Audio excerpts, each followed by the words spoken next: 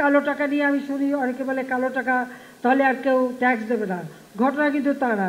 এটা শুধু কালো টাকা না, জিনিসের দাম বেড়েছে। এখন 1 কাঠা জমি যার সেই কোটিপতি, কিন্তু সরকারি যে হিসেব সেই হিসেবে কেউ বেচে না, একটু বেশি দামে বেচে, কিছু টাকা উদ্বৃত্ত হয়, কিন্তু এই টাকাটা তারা গুজে রাখে।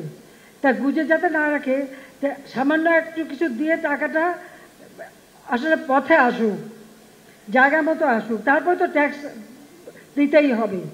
তো সেখানে আমি ঠাট্টা করে বলি যে মাছ ধরতে গেলে তো আধার দিতে হয় না? আধার ছাড়া তো মাছ আসবে না। সেইরকম একটা ব্যবস্থা এটা আসলে আগেও হয়েছে, সেই কেয়ারটেকার আমলেই শুরু করেছিল, আর পরেও প্রত্যেক সরকারই করে।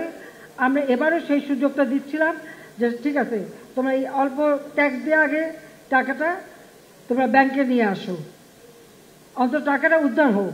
সেই ব্যবস্থাটাই নেওয়া হয়েছে। এটা নিয়ে নানা কথা, নানা জনের, কিন্তু তারপরেও আমরা যেগুলি মানুষের জন্য প্রয়োজন সেখানে কিন্তু ট্যাক্স কমিয়ে দিয়েছি। প্রত্যেকটা খাদ্যপণ্য, চিকিৎসার ক্ষেত্রে, ক্যান্সার বা ডায়ালিসিস অথবা এই সমস্ত কিছুর উপর থেকে ট্যাক্স কমিয়ে দিয়ে একদিকে স্বাস্থ্যসেবা, একদিকে কৃষি উৎপাদন, খাদ্য নিরাপত্তা, দেশীয় শিল্পকে প্রাধান্য দেওয়া, দেশীয় শিল্প উৎপাদনের যেগুলি ক্ষুদ্র যন্ত্রাংশ, কাঁচামাল, সেগুলির উপরকে আমরা সুরক্ষা দিয়েছি।